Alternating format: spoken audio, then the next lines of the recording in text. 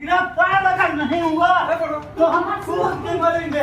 हमारी बहन का कत्ल कर दिया गया। मेरी बहन की हत्या करा दिए हैं पुलिस वाले मिलके थाना सोनाहाट। बस्ती कलेक्ट्रेट परिसर आज इंसाफ का नहीं बल्कि सिस्टम की बेरुखी और पीड़ितों की टूटती उम्मीदों का गवाह बना।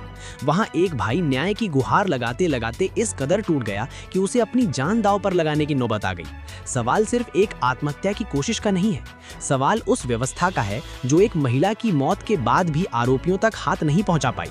घटना शुक्रवार की है जब बस्ती कलेक्ट्रेट परिसर में उस समय हड़कंप मच गया जब एक युवक कलेक्ट्रेट के छत पर चढ़ने की कोशिश कर आत्महत्या करने के प्रयास करने लगा। युवक अपनी बहन की संदिग्ध मौत के मामले में न्याय की मांग को लेकर परिजनों के साथ धरना प्रदर्शन कर रहा था। देखते ही देखते पूरा कलेक्ट्रेट परिसर सन्न रह गया। अफसर, कर्मचारी, फरियादी, हर कोई स्तब्ध था। मामला सोनहा थाना क्षेत्र के फेरसम गांव का है, जहां 30 वर्षीय मुनका देवी की मौत संदिग्ध परिस्थितियों में हो गई। मृतका का शव उसके घर के पीछे मिला। ये कोई सामान्य मौत नहीं थी, कम से कम मायके पक्ष का यही आरोप है। परिवार का कहना है कि ये आत्महत्या नहीं बल्कि सुनियोजित हत्या है। आरोप सीधे सीधे मृतका के पति मोतीलाल और उसके ससुराल पक्ष पर लगाए जा रहे हैं। मायके पक्ष का आरोप है कि मुनका देवी को लंबे समय से प्रताड़ित किया जा रहा था। घटना के बाद जब शव मिला तो हालात ऐसे थे जिन्होंने कई सवाल खड़े कर दिए। लेकिन सबसे बड़ा सवाल ये है कि इतने गंभीर आरोपों के बावजूद अब तक गिरफ्तारी क्यों नहीं हुई? क्या एक महिला की मौत इतनी हल्की है कि जांच फाइलों में उलझ कर रह जाए? न्याय की उम्मीद लेकर जब पीड़ित परिवार बस्ती कलेक्ट्रेट पहुंचा तो उन्हें लगा कि शायद यहां उनकी आवाज सुनी जाएगी, शायद प्रशासन उनकी पीड़ा को समझेगा। लेकिन परिजनों का आरोप है कि यहां भी उन्हें सिर्फ आश्वासन मिले, इंसाफ नहीं, और यहीं से हालात बेकाबू हो गए। मृतिका का भाई जो लगातार अपनी बहन के लिए न्याय की मांग कर रहा था, अचानक कलेक्ट्रेट की छत की ओर बढ़ गया। लोग कुछ समझ पाते उससे पहले युवक ने सिस्टम को सीधी चेतावनी दे दी, अगर मेरी बहन के हत्यारे पकड़े नहीं गए तो मेरी लाश यहीं गिरेगी। ये कोई नारा नहीं था, ये एक टूटे हुए भाई की आखिरी चीख थी। पूरा कलेक्ट्रेट परिसर स्तब्ध रह गया। पुलिस में अफरा तफरी मच गई। कई मिनट तक हालात बेहद तनावपूर्ण बने रहे। मौके पर मौजूद पुलिस कर्मियों ने सूझबूझ और तत्परता दिखाते हुए युवक तो संभाला। काफी मशक्कत के बाद उसे सुरक्षित पकड़ लिया गया। अगर जरा सी भी चूक होती तो मामला एक और मौत में बदल सकता था। सूचना मिलते ही अपर पुलिस अधीक्षक श्यामकांत मौके पर पहुंचे।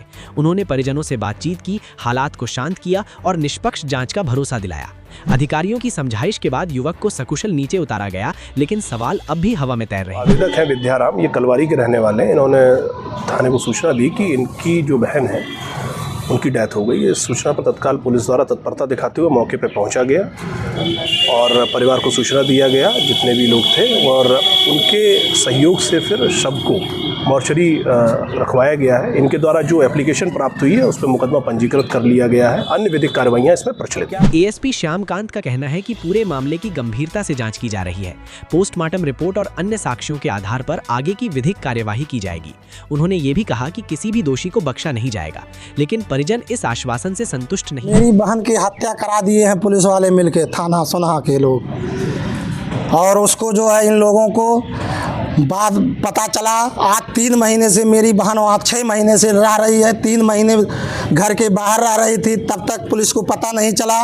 लेकिन जैसे ही उसकी मृत्यु हो गई, उसको इन लोगों को कैसे पता चला कि आपकी बहन की मृत्यु हो गई है? इसके ऊपर शंका है आपको? हमको थाना कोतवाल मतलब पुलिस और उनके पति और उनके भाइयों और उनके ससुर और उनके दामाद, उनके लड़कियों के ऊपर हमको संभावना है। ये सभी लोग मिलके सोनाहा बाजार में। तो किन मांगों को लेकर आप बैठे थे? कि इनकी हमें न्याय मिले। इन लोगों को मुलजिमों की जब तक गिरफ्तार नहीं करती है सोनाहा पुलिस, तब तक हम अपनी बहन का पोस्टमार्टम नहीं कराएंगे। तब तक बैठे रहेंगे आप? ये अगर आज रात भर नहीं मानेंगे तो सुबह मैं यहीं पे आत्मदाह कर लूँगा।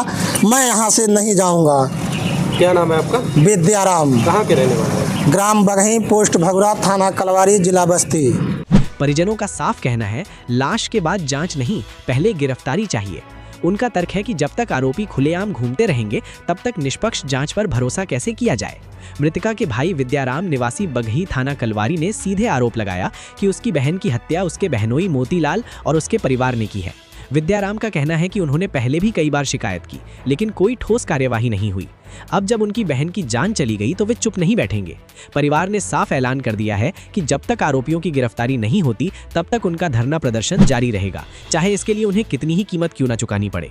ये मामला अब सिर्फ एक परिवार की लड़ाई नहीं रह गया है, ये सवाल बन गया है क्या आम आदमी को इंसाफ पाने के लिए अपनी जान की धमकी देनी पड़ेगी? क्या एक महिला की मौत के बाद भी सिस्टम तभी जागेगा जब कोई छत से कूदने को मजबूर हो जाए? बस्ती कलेक्ट्रेट की ये घटना प्रशासन, पुलिस और पूरी व्यवस्था के लिए एक बड़ा सवाल है। न्याय की मांग में छत पर चढ़ा ये भाई सिस्टम के मुंह पर एक तमाचा है जो पूछ रहा है कि आखिर इंसाफ कब मिलेगा। अब देखना ये होगा कि ये मामला भी फाइलों में दबकर रह जाता है या फिर सच में दोषियों पर कार्यवाही होती है।